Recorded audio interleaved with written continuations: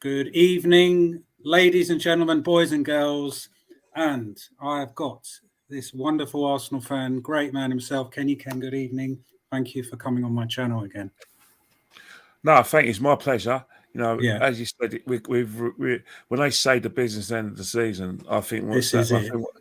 I think when they talk, I think in boxing terms they call it championship rounds, and me, you couldn't get more emphasis of a championship rounds than you can get with the fight for the top four. It's clearly only between two teams, us and Tottenham Hotspur, and I thought you were talking about the Champions League final there, Kenny. Oh no! Forget that, and that's the thing. It's very difficult for people like yourself and me to, show any youth enthusiasm for top four because, as Arsenal fans, our DNA and like the identity of the player we should be looking for is players who can win us the league, and that includes the manager who can do that. So when we talk about top four, it was one of those things that really irritated us as fans when that became the staple diet under Arsene Wenger. The Arsene Wenger trophy. Well, yeah. And I think what's happening now, you've got a lot of people who've got their standpoint position regarding Mikel. They're standing by that. And they're now trying to force the narrative into state that, you've got Lou guy's got nothing to complain about because he secured European qualification, which we didn't get last season. And that even if we don't... Yippee, right, Kenny? Yippee that's the thing. And if he gets fourth, that we should be satisfied. And they missed the essence of what the DNA of an Arsenal fan. Are you ready for the, as Arsenal Manic said, you ready for the open bus parade when we finish fourth? Well, there won't be an open bus parade, but I'll tell you what's a guarantee. Our season tickets up, we're going to go up by £300. So rather than getting like open bus parades, because we're playing A-League games, it's free. Exactly. It's going to be £300 more in our pockets, out of our pockets towards us. Champions League. So a lot of fans, I've noticed some fans, when we went back to stadiums this season, not all of them have renewed their tickets because they took up the holiday because they weren't sure about their jobs. Well, when they come back next season, as well. No, I went to every game. I'm not. I don't need a holiday from Arsenal. Arsenal need a holiday from me. Not even from this manager, mate. Not really. I do understand the standpoint position of fans refusing to go. I get that, but my love is too great for a football club, a great club, to stop watching us play just because of a manager. I'm not going to stand Arsenal, mate. Yeah. Well, I'm not going to give up my season ticket because I didn't like Arsene Wenger, and I didn't like Arteta, and I don't like the Cronkies. As far as I'm concerned, Arsenal Football Club's bigger than all of them, and I'll just have to grin and bear it and watch and keep on banging the drum that you're doing. Of Arsenal's DNA has to be to win the league and get players win the league. The way some of our fans are going about is they were about to win the league, mate, in fourth spot. Well, for them it is. For them it is because it is a league title. Well, for them it is because what's happening is a lot of them are Arsene Wenger fans.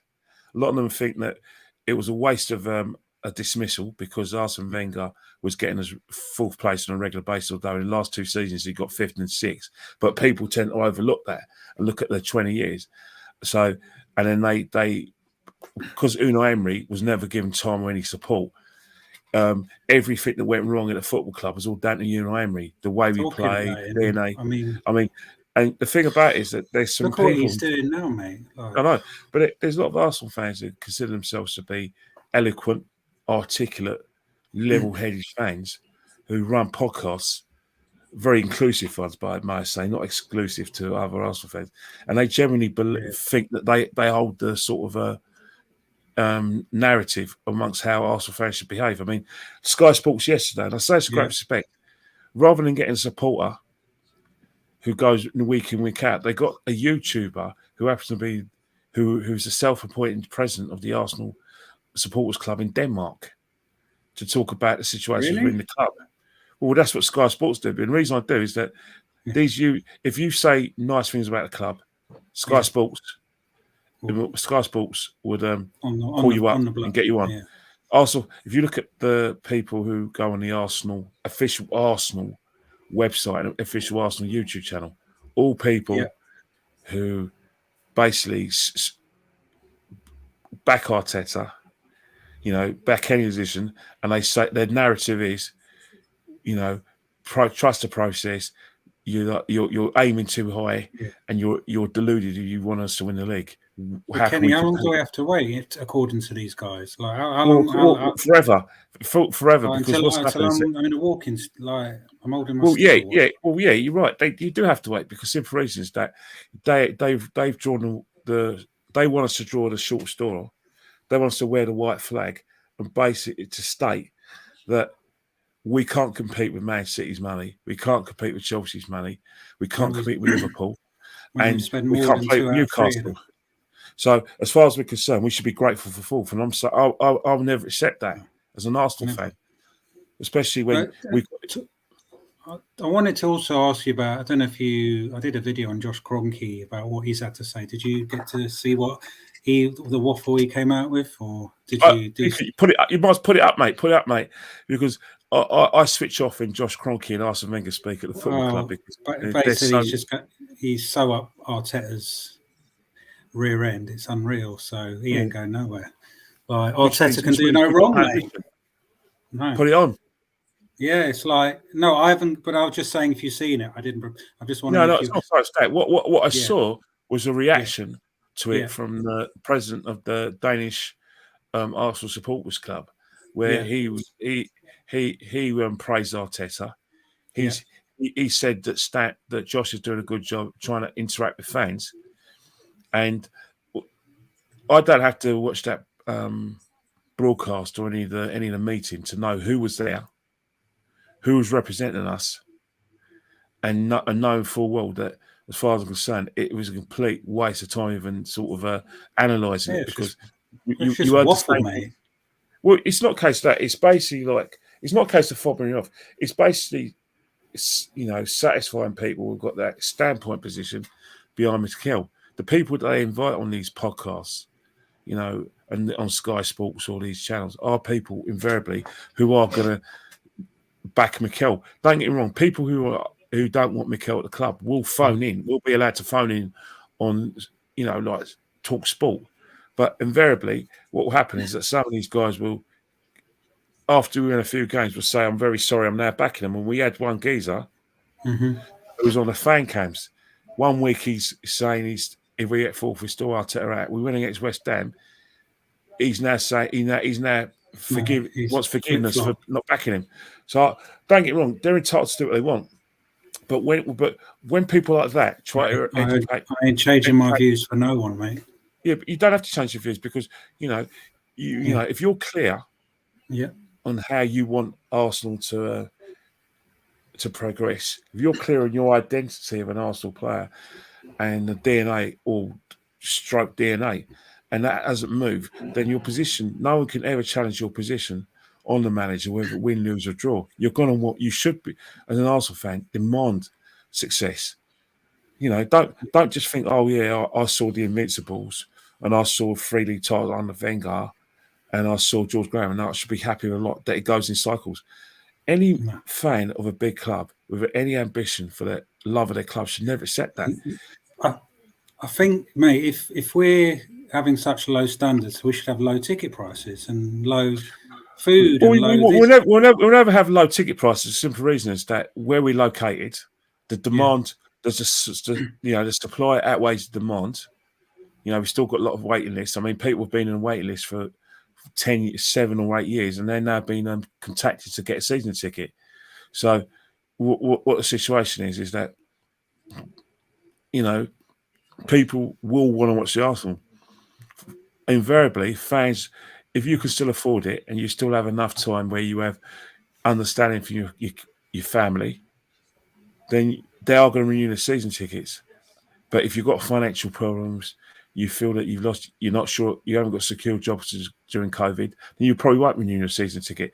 It's each to run, but you'll probably just get the odd ticket here and there. That's fine. Yeah. But the fact is that Arsenal Football Club is now, because Arsenal Football Club, Chelsea, Spurs, and now West Ham, but it are going to be a tourist attraction club because of the fact they've got big stadiums. It's painful, Kenny. They got big sets. Like Spurs have got a big stadium where that's now an NFL stadium now. West Ham, you can have flex on it. You're going to get tourist fans at those stadiums. Talking about tourists, I was watching Lee did was with that Chelsea Tony, and it was really Tony good. Wolff, yeah. And he was saying something really good. He said, within 10 years, all the top clubs will be owned by Americans. And I can see his point. Well, the reason why they won't be owned by Americans is because you are not going to be allowed to sell to a Russian. You're not going to be allowed to sell to someone from Saudi Arabia, or Middle East, and you won't be able to sell to anyone from China. So the safeguard is that the Americans do nothing wrong. They don't invade other countries, even though we've got history says they do, and that they don't get involved in financial priority. Yet, what happens right now is that the reason why they're going to try and sell to the Americans, because what the government are trying to do, they're trying to push us towards away from 100% ownership. They want to sort of have football to be regulated, where everyone is on. They want clubs to be able to finance themselves rather than be financed by a benefactor. So you have Arsenal fans who don't understand the bigger picture, that it's all about competition. If you want competition on the field, you should have it in the boardroom. But Arsenal fans who are bitter, jealous of Man City and Chelsea's success, are coming out with all this nonsense that they want teams to, they don't want financial dopers, because it was all right for Arsenal and Man United under Sir Alex Ferguson and Arsene Wenger to dominate. They can't take the fact that both clubs, their domination has been usurped. But that's the problem. What would you expect Man United, Man City and Chelsea to do when you've got these two massive clubs, one with big stadiums, with massive history? The only way you compete with them is by outbidding them. You know what I mean? And Arsenal and Man United fans can't take it. Look how much Chelsea have to go. Is it 4.5 billion or something ridiculous? Well, what's happened with Chelsea is that, what's happened with Chelsea? Money's ridiculous, mate. Well, what's happened is that Abramovich thinks the British government have reneged on their agreements. They would have told him he would have been advised in meetings with Nadine Dorries or anyone representing the government way before Russia invaded, that if Russia was to be invaded, are you going to sanction me? No, but blah, blah, blah. So he would have had many meetings, and then they said, right, we're going to sanction you. We aren't going to make it official, but we want you to sell your club. So he would have had that meeting where he said he was going to give up ownership when he was first warned about a sanction, and that he wanted it to be run by the charitable trust. And then now he's wanting some money back, mate. That's what I'm hearing. Well, yeah, because the reason why he wants money back, when he wants the money back, fair enough. Well, no, the reason why he wants the money back is because he doesn't agree on how the process be spread. So, for instance, Simon Jordan did an excellent, like a summary on what the government do with sanctioned people. Like, for instance, you go down, he was talking about houses owned by despots from foreign lands, where the government are holding their properties, they're renting them out. Yeah. But it's not theirs to rent out, but they've sanctioned it and said that, and left it in a pool where basically the guy who owns the properties is saying, all right, I'm not going to sell. You can do what you want with my property. We'll wait until 20 years till you lift it, but I'm not going to do anything until you lift it. And one of the biggest fears, they're worried about Abramovich doing the same sort of thing, because with Chelsea, they've got a licensing fee where they have to be licensed by the 31st of May, where they do need ownership, but it's not going to happen. Abramovich wants to sell, because as a businessman, we're not. When people talk about 1.5, right? We're not talking about 1 point. We're not £1.50. We're not talking about £1,500 or 150,000. We're asking the guy to write off 1.5 billion. Now, even if he says he don't, the reality of the situation is that is wiping off his wealth. So I don't know. You tell me. It's a difficult sell. Do you feel sorry for Chelsea fans at the moment? Well, the thing about it is, in respect, you don't feel sorry for the club. You don't feel sorry for the owners. But when you, the reality situation is that, to us, mate. Well, the reality situation is that if you sanction a club like that, they can't sell tickets and they can't sell merchandise. So wrong, human beings work in the ticket office. Human beings work in the merchandise department where you sell memorabilia. So they're losing their jobs. Now, those guys will be made redundant or furloughed till further notice. So we'll pay you 8, and then what will happen? So basically, those guys are waiting for new ownership to to like I said, change of ownership in order for them to regain their jobs if there's a job for them to go back to. What about the stewards who used to go like police stewarding, all-seater 41,000 stadium? Well, they can't because the capacity at Stamford Bridge now is 25,000. I went to the Chelsea game, Arsenal-Chelsea game. Yeah. There was loads of empty seats because, like everyone knows. They're not allowed in. Well, everyone knows. Obviously, you're an Arsenal fan. You're one of those guys who will get a ticket from your red membership, or if you get tickets on a day. Well, Chelsea fans don't have the opportunity. Only season ticket holders can attend that game. So anyone with any lower membership can't attend. How does that sit with you? It doesn't sit with me very well because I'm one of the people I say, football fans have a emotional vested interest in their football club. They, in their eyes, they own the club. The owner is just a custodian who's paying for the privilege of owning their football clubs. The players are just having the privilege of working for those fans and realising these fans' dreams, and everyone else who works around the club. So, really and truly, you don't punish fans for what's going on. Arsenal fans will laugh and joke. I wish we'd had an owner like Roman. You can tell he really cares for the club, and he gave his heart and soul. That's the thing. Simon Jordan mentioned as well about Roman.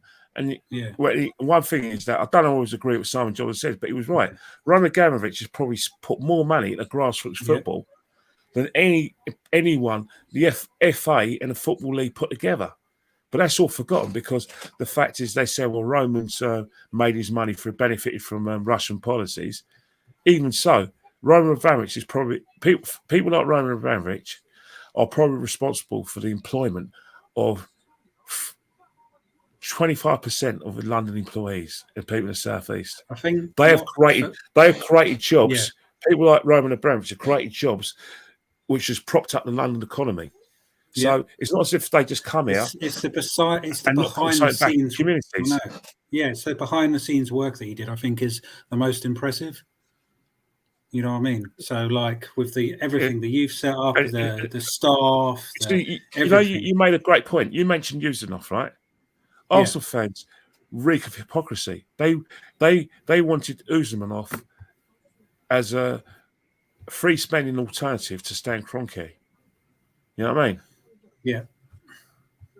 Big up Luca. Just say hello to a few people in the chat. Don't forget to follow. Are you doing Twitter still, Kenny? Yeah.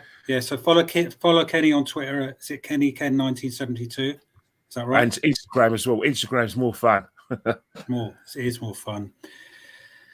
I think people are looking forward towards what we're going to sign in the summer. But if he doesn't get forward for the season, then some serious questions need to be asked. Regardless of what Mikel wants to sign, good.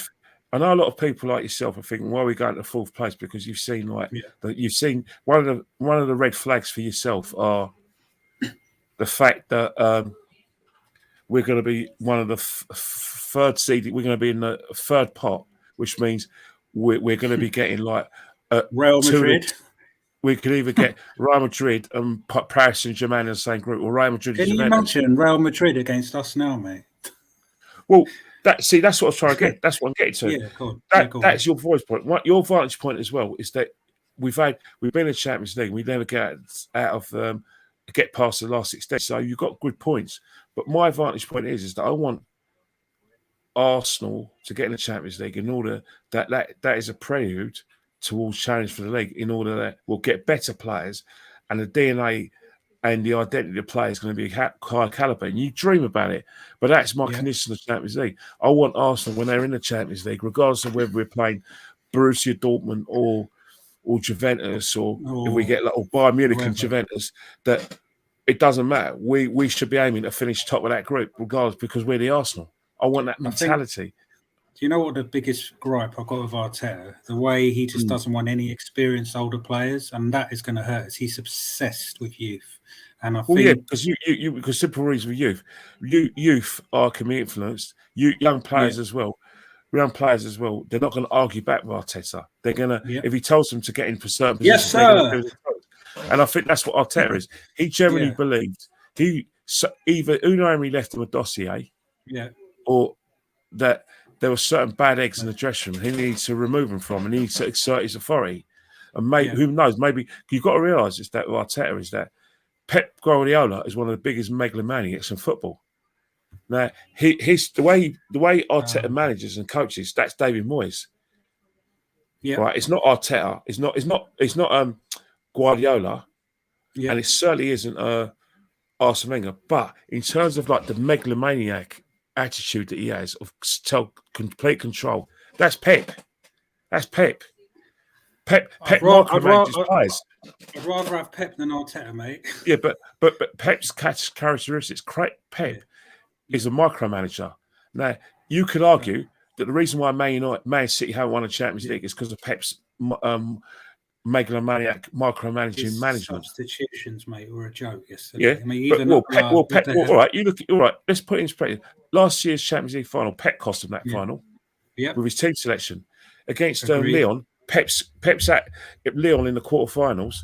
Pep cost him the semi-final place with his substitution, with his tactics after they equalised. Against Spurs in 2019, Pep cost him that, and against Liverpool, Pep cost him. So what happens? Why does he get like that at such a crucial stage? What happens? Because he's such an amazing manager. The simple reason with Pep is Pep's a control freak. He controls things, and what's happening right now? He's so used to his team dominating football matches and being in the control that he doesn't have the sort of like he doesn't display how I say it, the ability to change things. Like for instance, you know, even though he was a Jack Grealish miss from getting into the final, what was Pep doing? What Pep did is that he didn't manage the team properly in order to get them through. Pep. You can't hold Pep responsible for that, but if his players are trying to defend on the goal line and letting crosses go in, then that's going to cost them 2 crosses. Let's face it, Edison. How many shots should Edison have shots? How did he have to save before those 2 goals went in? He didn't have any. Maybe one. No, maybe one. Yeah. But when Man City went 1-0 up, and then after Grealish managed those chances, and what he should have done, he should have made Real Madrid defend. But what he did is that he allowed Real Madrid by sitting back, getting men behind the ball, and let the crosses come in. Because you let the crosses come in and they get bodies in. Now, as Rio Ferdinand said in BT Sport, defenders don't know how to defend, stop crosses going in. And they don't know how to defend crosses going in from open play. Now, they're very good at set pieces, defending dead ball situations, especially Arsenal and corners. Yeah. But when it comes to a situation when it's in play and it's like across from open play, they're always on the wrong side because they don't know how to defend. Defenders, as Rio Ferdinand rightly says, and I agree with him, are brought up to be good on the ball. Ben White has lapses of concentration when it comes to defending because we've brought him in to be good on the ball. And is he? That's the thing. Is he any good? Well, he's a lot better on the ball than he is defending. Yeah, he's not a defender, mate. He's not a defender. Well, but we bought him. We didn't buy him to be a defender. We bought him to bring the ball out. It's 50 million down the train, really, isn't it? Yeah, but I mean, let's quickly mention our signings. I mean, how do you think they've done? Like Ben White. Ben White has been bought what he's been paid for. He's been brought to get the ball out. But in games where we're making a lot of defensive mistakes, in games where we will miss Thomas Partey, Ben White's getting exposed a lot. He got completely ruined at right back against Chelsea, and there were games against there were times against Man United, and I thought he was struggling. Aaron Ramsdale, for me, a lot of bad habits are creeping into his play. He's getting excited. He's showing his age. He's not a calming presence. There's some boohoos he's made in games. You know what I mean? But he's learning the game. Shaky, mate. Well, and that coincides with the fact that we're a mistake waiting to happen. That's why it's very hard for Arsenal fans to get really excited about the top 4 because if you look at the games we've won, we didn't play particularly well in the first half against West Ham. even though we won 2-1, we grinded that You've got result. away with blue murder in that, mate. Man United, there were instances when Man United were in control of the football match and we're making loads of mistakes, especially Well, they Cedric. And then that first half against They Chelsea, should we have know got a draw, it was mate. I'm sorry. Man United's game should have been a draw. Well, Fernandes missed a penalty, so there's areas where you have to be concerned. Tomiyasu as well. Injuries have hurt him, but when he plays at right back, he's solid. But I ask a lot of people questions which they refuse to answer. Is Tomiyasu going to win you the league? Can he win you the league? No, he won't, because the calibre of right back we should be looking for are players like Reece James and Trent Alexander-Arnold. But you know what I mean? I'll tell you, mate, he hasn't got the pulling power. Yeah. Now, you said to me, Alex, you said to me, all right, if we get Max Aarons, how would you feel? I said, yeah, I'll take that. You know what I mean? Yeah. And then how many players do you think we are away from challenging for the league? 6 or 7. And 6 or 7, because we midfield, the spine of the side needs defending. We need a backup goalkeeper for Ramsdale. We need 2 new fullbacks, especially at right back. We definitely need a midfielder, because the Granit Xhaka industry is very prevalent. The same people who are Arteta in are invariably Granit Xhaka fans. They think that Granit Xhaka is the best midfielder in the team, and what's your view of Granit, Kenny? I'll tell you what my view of Granit is. What he is in the team. Granit Xhaka is a deep line midfield player. Yeah, you know he that's his position. That's where he plays. He's not going to be the player that's going to win us the league. He's certainly not going to give us the athleticism that we are going to get against top 10. What people see. Baffles me, mate. Yeah, cool. Yeah. Sorry. What people see with Xhaka, he's a very experienced player. You know, he covers for positions when people are out of position, and he's got a good pass on the ball. But let's face it, he's poor in certain areas he's not a complete midfielder. But you know that certain people will come up to you and make up as they go along and come up with stats. Let me tell you something about people come up with stats. People who come up with stats don't know the game and don't watch the game.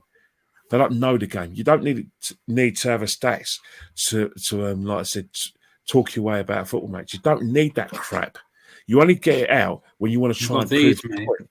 You've got your eyes, and you've got the experience of watching other games.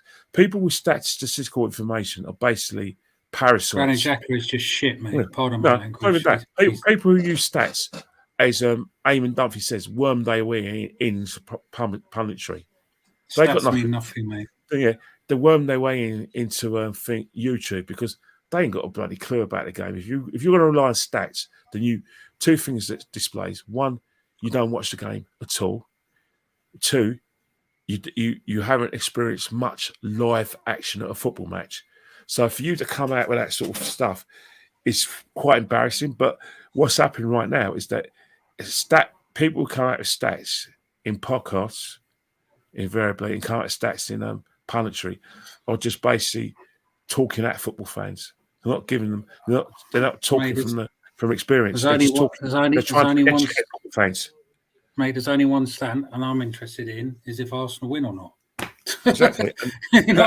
What's happening is that you get this up-to-date nonsense where how many passes we had, how many corners, how many completed passes, and because of Sky you have the Sky Cam where they focus on one player, so they focus on that player and they'll say how many completed passes did he. Percentage, how many times, how many tackles did he make, how many runs, how many distances did he cover, how many assists, how many chances did he create. It's all this crap, nonsense. It's rubbish. It's first-class rubbish. Yeah, Lewis Dunk is a very experienced player, and there's no doubt about it. I respect that. But what's happening is that longer term, because Benjamin White's better on the ball, a lot of big clubs are going to go for him. What do you think of this, mate? Saliba has already more qualities defensively. Well, he's an interesting one because everyone says that we've spent big money on him. Yeah, Arteta has decided, although he hasn't got grown a pair and said, you know what, I don't rate the guy, let's sell him. All Arsenal seem to be thinking about is the economics. What's the point in trying to call the guy back when everyone in this panel knows he's not going to get a first-team football? It's just not going to happen. You know it, and I know it. For people to just... Three players that would walk into our team that he's just been: Aubameyang, Guendouzi and Saliba. Well, yeah, but the problem is Mick Arteta, again, were they, Saliba's an Unai Emery signing, maybe he feels he doesn't fit into the way he's played because, he sent him out. He was set out on loan by Unai Emery, set on loan last season, and now he's gone out on loan again. It doesn't bode well if people think, if for anyone who feels that he's got a future at the club. I think anyone who thinks, oh, we get Saliba back next week, they need to just go by what their manager's telling them. The manager's basically saying, without drawing you a picture, well, you might as well, that he doesn't rate William Saliba, that he has no intention of playing. That means Saliba is not part of his plans. Let me tell you something. My best friend is a Marseille fan, and his whole family, and they say he's one of the best signings ever. Him and Guendouzi, they can't thank Arsenal enough. That's the thing. Yeah, but Guendouzi is blind, mate. Well, again, it's all about Arteta exerting his authority and having to have a situation. He's a Pep Guardiola quality. Pep Guardiola is another one of those people. Doesn't like confrontation. No, like players talking back. I can't stand him. Well, and that's the thing. He's a man in possession, but people just if people think, no, I'm not going to be Arteta out because we've got the top four, then they're mistaken. I've got a multitude of reasons why I want him out, Kenny, I never wanted him in. Yeah, that's the thing, and that's one of the reasons. But I have no wish to debate with the people and the get along gang people because I know there's no need for me to do it because no one watches. They got a specific audience that they're targeting, and they got a specific guest they're targeting. I mean, why would you go on their channels? They're the sort of people who think that it's more relevant to have a journalist on their channel rather than a fan. They celebrate and said, "Oh, we got Chris Wheaton on the channel." So what? Who's Chris Wheaton? We got Charles Watts, ain't? We've got James Bent, ain't? Let me tell you something. Now, these journalists right now are lightweights compared to people like Brian Warnow, Mark Dennis, Darren Lewis. What about Henry Winter? Like Mahir Bose, Harry Harris. Henry Winter? Yeah, Henry Winter, and people like like the Custard brothers. They're what I call and Mike Curry. They're what I call diehard football journalists with a lot of experience and big balls. These lot are just never going to be a patch on them. Why are you getting them on? Why don't you get the big boy journalists who've been there, done it, who know the game inside out, not these little pretenders? I agree, mate. And I want to talk to you before a couple of things. I mean, the future of Arsenal, mate. Like, are you worried? Like, well, the future of Arsenal is that you've seen it myself. You've seen it happen. The show of Arsenal reminds me of what they were in the 1980s under Terry Neal and Don Howe, a team that was just happy to get into Europe and weren't ambitious enough to compete with the big teams. And that's what we are now. Mick Arteta. If you got Mick Arteta, you might as well have Terry Neal and Don Howe. This is just facts because the kind of results that he's getting, the kind of ambitions that they have for the club is Terry Neal and Don Howe. I've seen Terry Neal and Don Howe, so I know this. I know what's going to happen is that we may get fourth occasionally, but our staple position, average position, is going to be about fifth or sixth.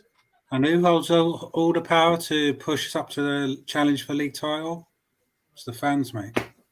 Yeah, but the thing about that is that with Arteta, that is what you're going to be getting. You're going to get fans that are saying, well, there's not much we could do because we can't compete with Man United's big fan base.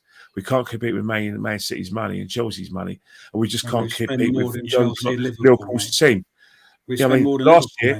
Last year, you had people saying, well, we can't compete with Leicester. That they are set to Leicester 2 ahead of them. So they you're going to get that kind of narrative.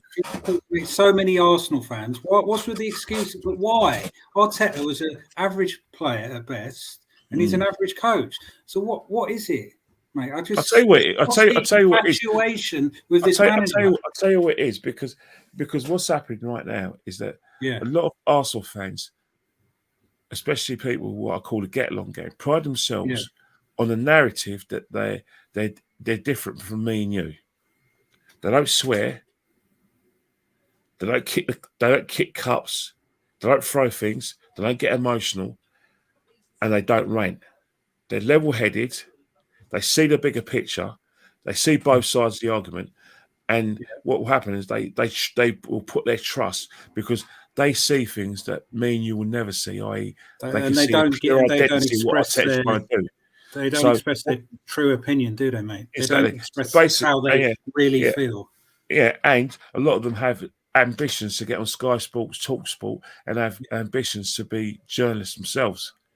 If you look at the journalists at Football London, most of those idiots, morons, are slagging off Thierry Henry because Thierry Henry disagrees with the club's position. This is a great comment regarding Saliba. Yeah, mate, this is a great comment. I just want to. The funny thing is, Kenny, Arteta doesn't like confrontational behaviour, but his behaviour and speech is extremely confrontational. Well, but that's the thing because he's in charge, remember? So he's the only one who's allowed to confront. He's the only one who's allowed to analyse. He's the only one allowed to debate. Hence the fact that Mikel Arteta has fallen out with a lot of players. There's no doubt that how the get along gang, what they call them, the wannabe journalists or people from Football London are going to say Arteta deserves a medal because he's got rid of the bad eggs and the rats from the changing room, and that he's cleaned up. He's got a better atmosphere around the changing room. Arteta deserves credit because he's got the high earners off the wage bill.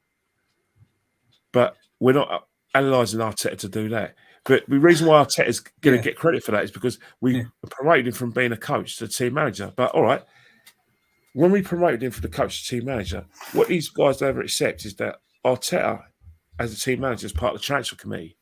Sorry, sun's glaring in my face. Sorry, mate. Yeah, that's right. But when you tell them that, they can't take it. They think that it's not his fault, that he has no say over player recruitment and player departure. But he's part of the transfer committee, so he would have an input. He's got more power than Unai Emery has.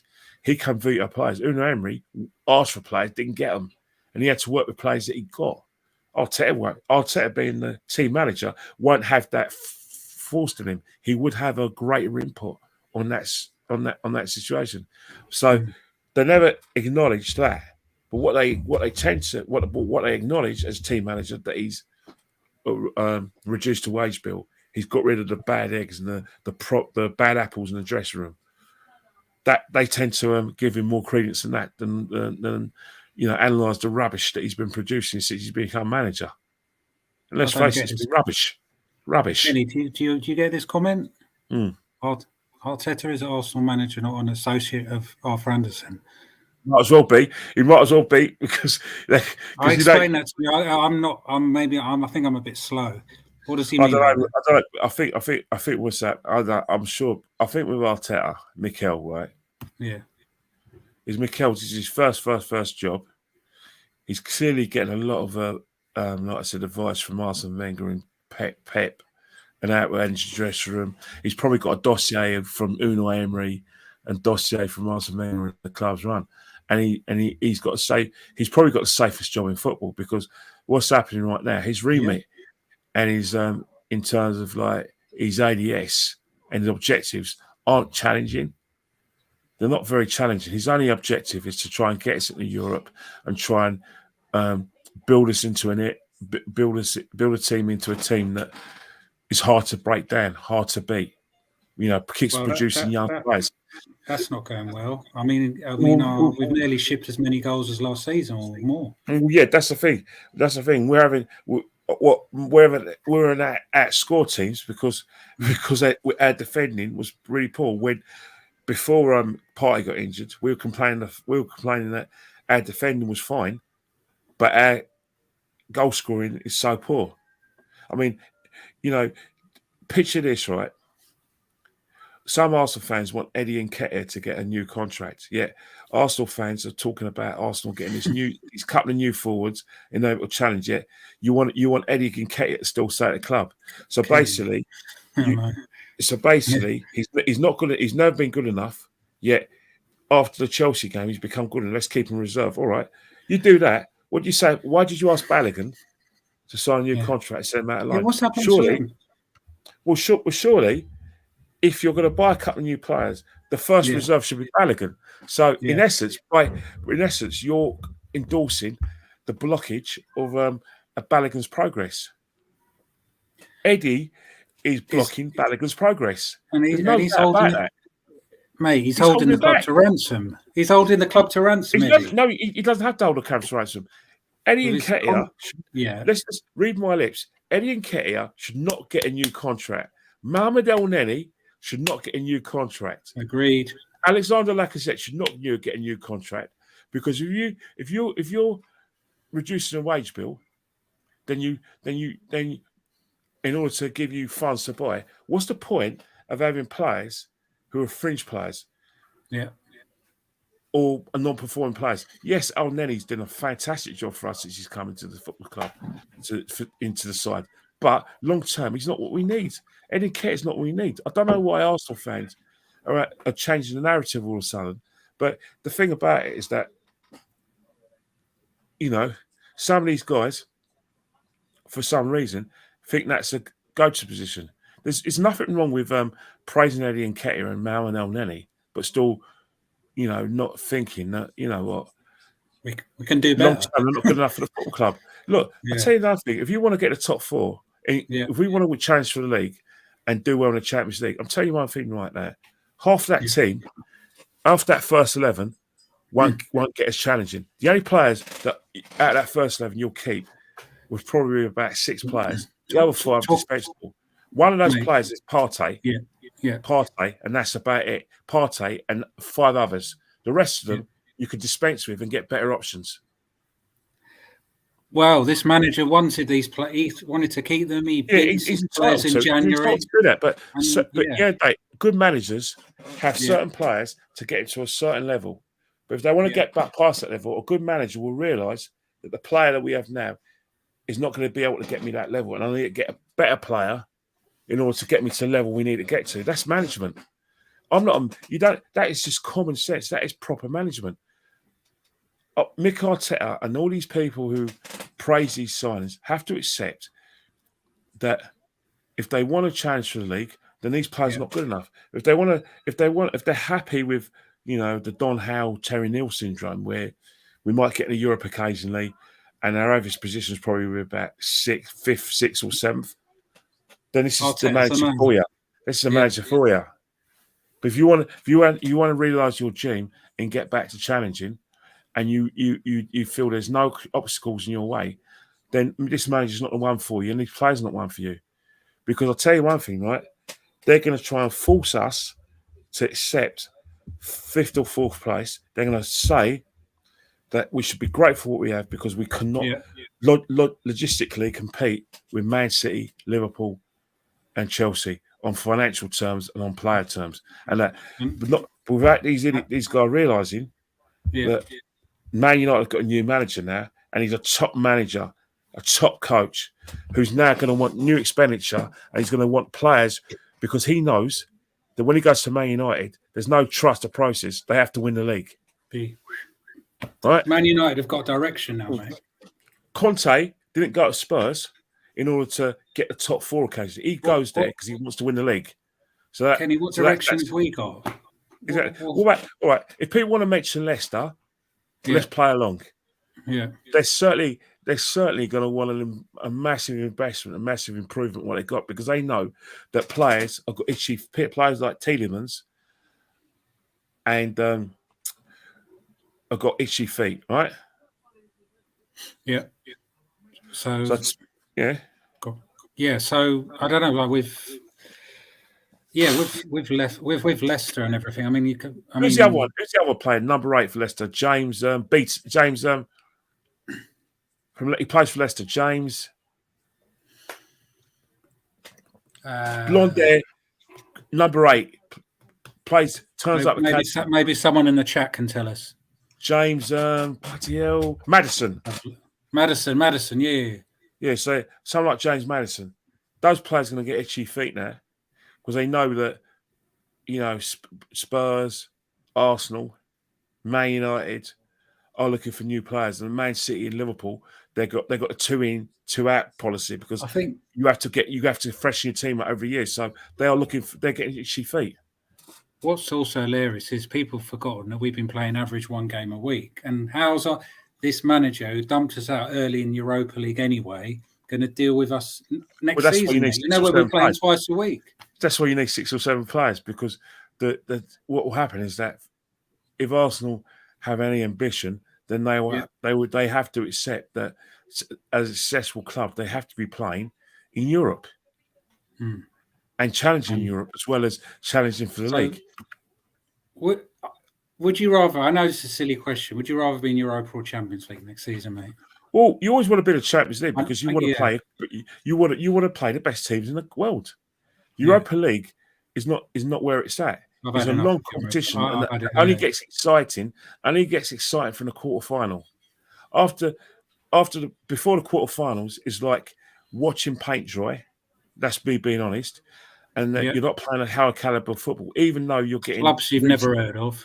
Even though you're getting third, even though you're getting teams promoted, relegated from the Champions League, the quality of football is not great until you get to the quarterfinals. Yeah. Now the Champions League, the quality of football is brilliant. Now you've got a few pork chops who are saying that the level of Champions League is decreased. Never heard such rubbish in my life. Yeah. The level, if you watch the level of football we saw yesterday, and we see from Liverpool, I beg to differ. I think they're just talking absolute nonsense and first-class rubbish. But again, people who want to defend their position, defend their opinion, would come out of anything. Talking about Liverpool, mate, they they've spent, obviously we spend more than them in the last 5 years. Well, but they don't want to hear that. They don't want to hear that. Yeah. They don't want to hear the fact that Arsenal have been paying Premiership wages, high-end Premiership wages, and that our highest-paid player, bang average players, man. Our highest-paid player earns more than Chelsea's highest-paid player, earns more than Man City and Liverpool's highest-paid player, and probably earns just about maybe fractionally less than Man United's highest-paid player. But people don't want to know that because we can't compete with Man United and all these clubs yet.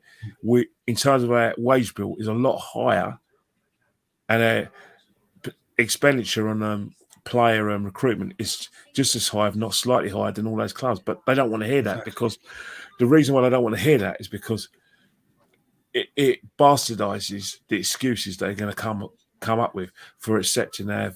Kenny, we hear new excuses every week that I've never even heard of in my life, mate. Well, they're good though. They're plausible. They're hilarious. and there are people who are going to listen to that garbage because once again they don't rant, they don't swear, they don't show emotions, they don't kick things, they don't stomp out. They're level-headed. Yeah. So people psychologically, people tend to listen to people who are level-headed and speak with velvet tones. So I can tell you one thing, right? Bullshit is the same. Bullshit is the same, regardless whether you're ranting or level-headed. Yeah, exactly. And the drum roll, the big question, mate: are we getting the 4th place trophy? Are we going to get it? We're hot favourites for it, but like I said, we're in the championship rounds, and you know what happens in championship rounds. If you leave your hand, you know what's happening. You leave your hands behind your sides. You can have in your mind be 3. You could be about 3 or 4 rounds up going to the 12th round. But if you leave your hands down beside your sides, your chin's up, you get caught with an uppercut, you get knocked out.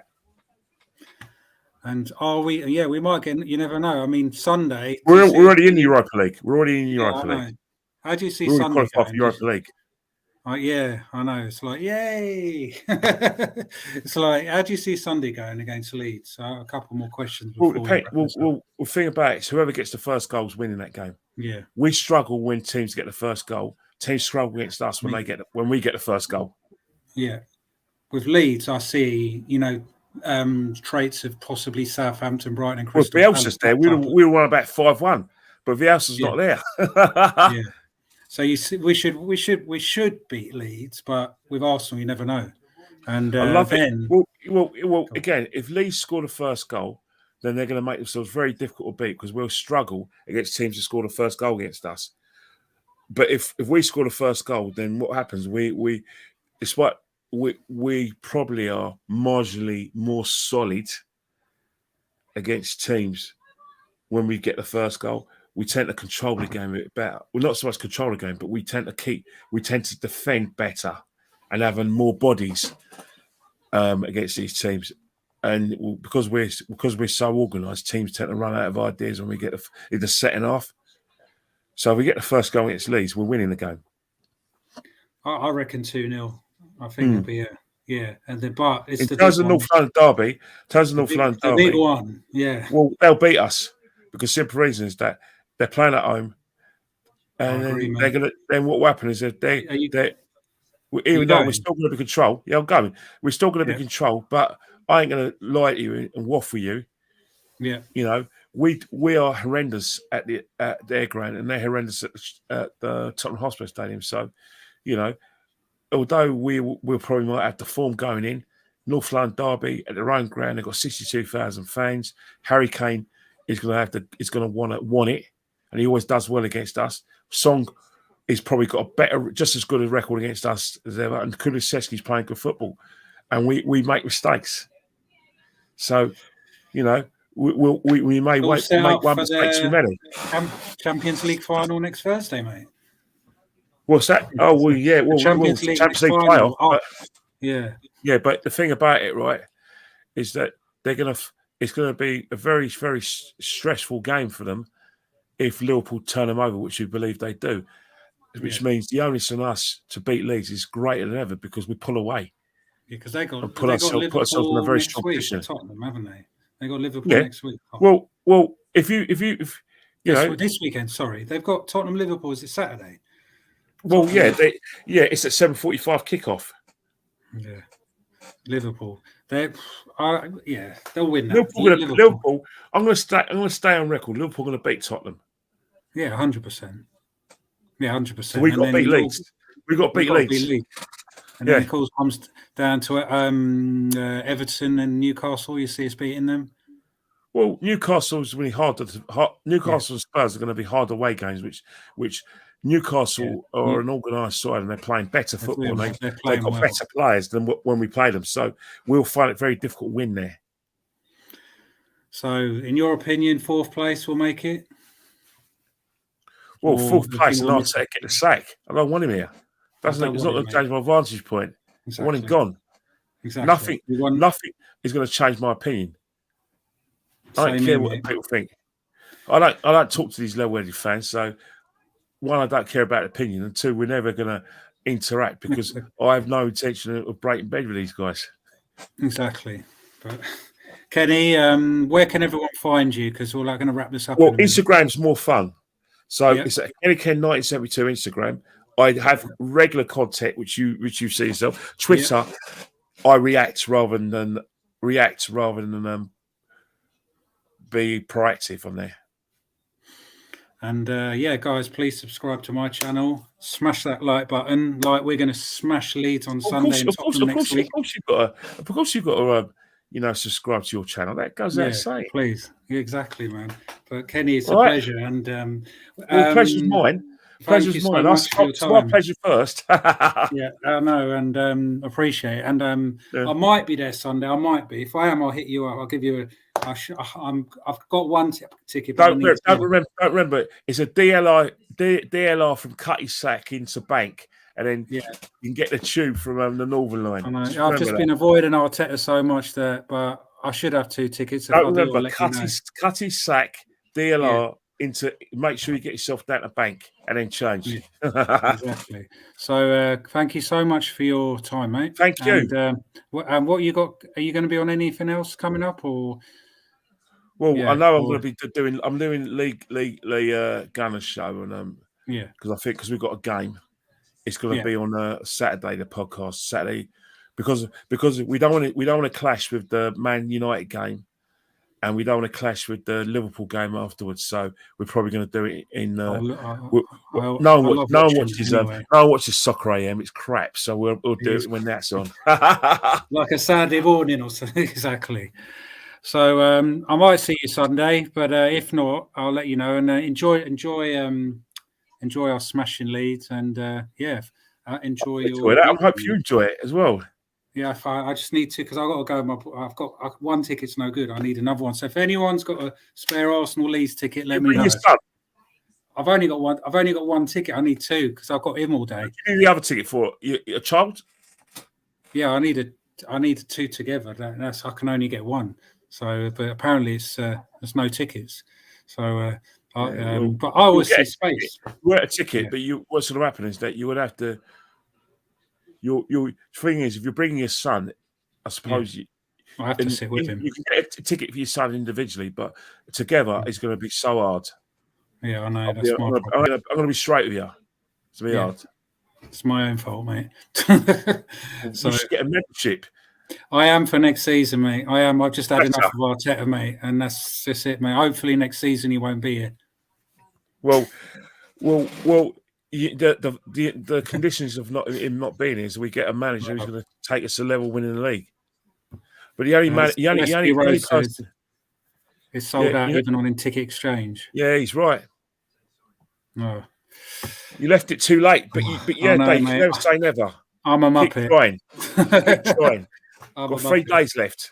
I know. I'll try again tomorrow. Kenny, thank you so much. Look after yourself, mate. And enjoy your Friday, Saturday, Sunday. We're probably going to watch West Ham and Rangers now. So I yeah, I know. I'll be looking out on your Insta story. I love you. I love your commentary, mate. So go and check him out.